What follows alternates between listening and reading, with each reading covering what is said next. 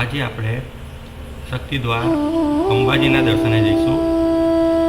ત્યાં તમને સવારે 500 થી 600 રૂપિયામાં ફ્રેશ થવા માટે હોટલ મળી જશે 12 વાગ્યા સુધી। નાસ્તો કરીને મંદિરના સરસ મજાના દર્શન કરીશું।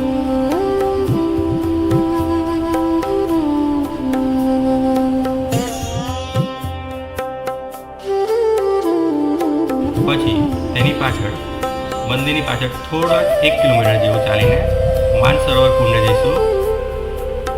આ કુંડ સરસ મજાનું છે।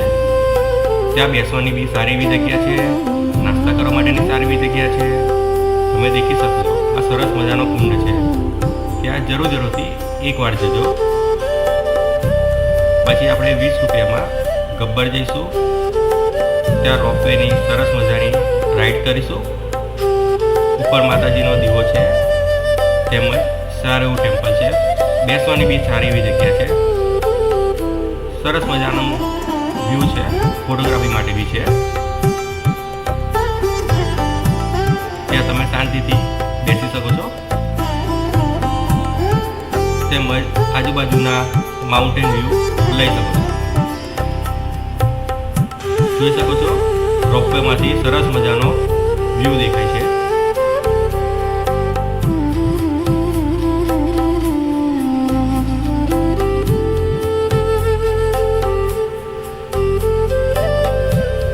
પછી તમે માઉન્ટ આબુ માટે જશો। બસ સ્ટેન્ડથી માઉન્ટ આબુની ડાયરેક્ટ બસ તમને મળી જશે।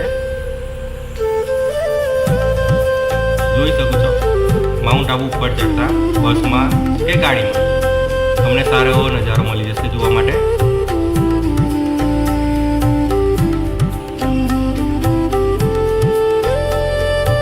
હવે તમે માઉન્ટ આબુમાં નક્કી લેક છે, સારો એવો નજારો છે।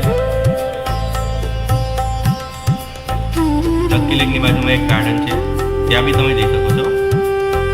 માઉન્ટ આબુમાં 1000 થી 1500માં તમને હોટલ મળી જશે। રાત્રે ફાઉન્ટેન હોય છે ગાર્ડનની અંદર, નક્કી લેકની બાજુમાં જ છે। આ માર્કેટ છે, માર્કેટમાં બી સારી એવી વસ્તુઓ મળી જશે, ખાવા પીવાનું બધું મળી જશે।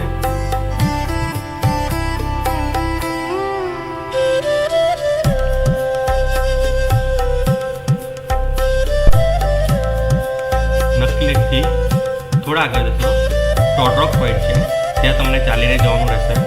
ઉપર સારો વ્યૂ છે, ત્યાંથી નક્કી લેક સારી રીતે દેખાય છે। જોઈ શકો છો તમે આ પોઈન્ટ બહુ સરસ છે। થોડું ચાલવાનું છે ઉપર, અહીંથી સનસેટ પણ જોઈ શકો છો। સારો વ્યૂ છે। ટોડરોક પોઈન્ટ કે છે આને, ફ્રીમાં છે, અહીંયા કોઈ એન્ટ્રી ફી નથી। જોઈ શકો છો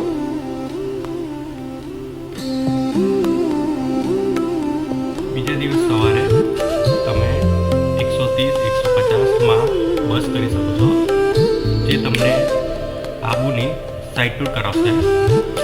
આપણે જઈશું સૌ પ્રથમ ગુરુ શિખર, ત્યાં ગુરુ ભગવાનનું મંદિર આવેલું છે। ગુરુ શિખર પહોંચ્યા પછી જોઈ શકો છો તમે આ સુંદર નજારો। પછી આપણે જઈશું શૂટિંગ પોઈન્ટ, જ્યાં ઘણા બધા મૂવીના શૂટિંગ થયેલા છે।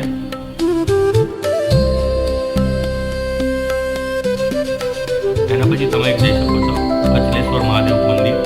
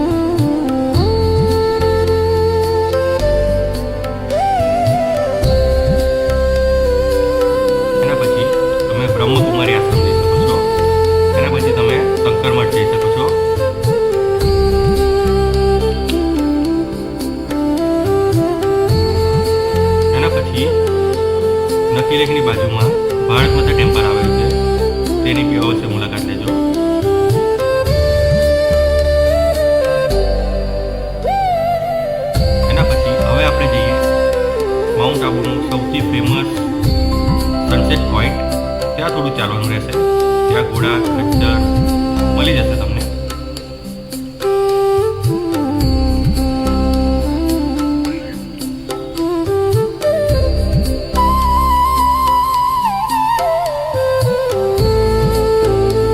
ત્યાં થોડા આગળ જતા સનસેટ માઉન્ટેન આબુની ફ્રેમ બનાવી છે, ત્યાં જરૂરથી ફોટો લેજો. સરસ જગ્યા છે. હવે જોઈ શકો છો સનસેટ પોઈન્ટ માઉન્ટ આબુ. સરસ મજાનો વ્યૂ છે. તમે અહીંયા 2 થી 3 કલાક સ્પેન્ડ કરી શકો છો.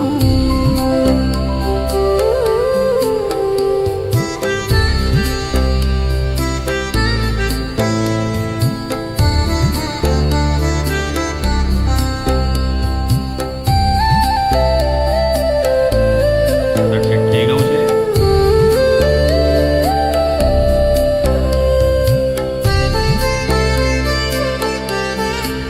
ત્યાં ગયા પછી દાળ બાટી ખાવાનું ચૂકતા નહીં.